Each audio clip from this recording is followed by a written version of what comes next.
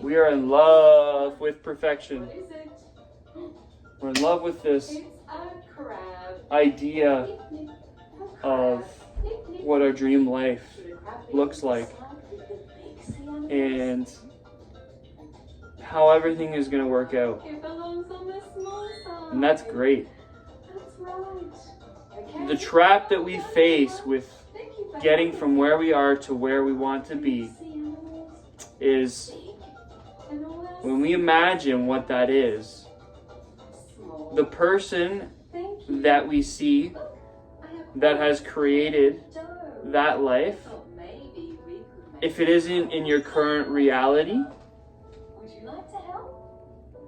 or it feels far away, it's because you haven't owned that identity. The person that you are is less than that person that you see in those images in your head. So recognize that we have these grand ideas of how life is going to work out or should work out, and that's great because it's part of the equation. You do need to obviously have goals. You got to have targets to reach at. More importantly, it's about becoming that person that has that fat bank account, that is happy, that can be a philanthropic millionaire, that can own all these fancy cars and be in all these perfect relationships at home and at work, and all of these things, they happen because you own the identity of that person. You need to be where you are while seeing the version of you as the person that has already achieved the thing that you're looking for. So although it's good to have the goals and to have the vision, you need to match the identity. Match the identity. Be that person that has the things that you want today, in this moment, as you get through the steps to get there. For me, I'm accepting the fact that if you want to label something, I know I probably wouldn't be labeled with ADHD if I was to get tested, and that I've had that my entire life. Right, Koopy?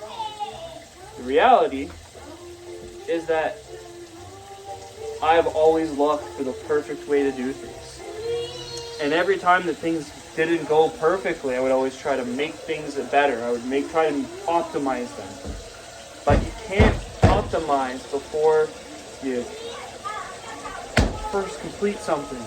You got to complete it. You can't just keep switching things up all the time. And I know that's what I tend to do. And the reason why I'm doing dishes right now while my son's watching videos and I'm going through the motions of becoming the person I want to be, although I see that identity right now in my mind. I know that the person that has all the things that I envision having don't live in a mess. Because a disorganized environment is a disorganized mind. And I need to start there. So the first thing I'm taking ownership of that I'd say I never really consistently was able to stick to was keeping everything clean. Because what I've realized as I've gotten older is it's the first telltale sign of a successful mindset. You got to declutter your space because it declutters your mind, which means you can't focus on your goals and what's most important to you if everything around you is a mess. And if it is, it's not to make you feel bad or anything like that. It's just a realization, a self-realization that your focus is getting distracted. Probably on other things as you start other things.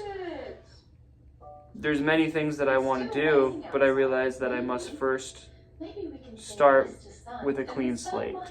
Because you can't keep piling things into a muddy container that's full of dirt.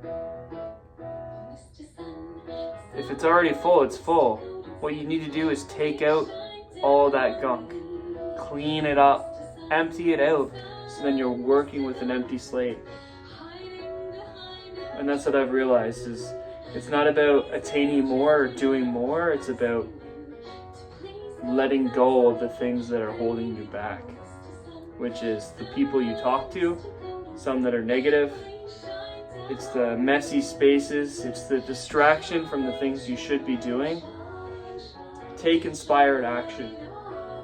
It's not about working hard, it's about taking inspired action. It might look like hard work, but there's a big difference in that mentality. It's like the difference between being nervous to do something and being excited to do something. You can be nervous and be excited. It's just a different way of framing it, which is going to change the way that you look at things. And when you change the way you look at things, guess what? The things you look at change. So let's do that today. Declutter your life, declutter your space.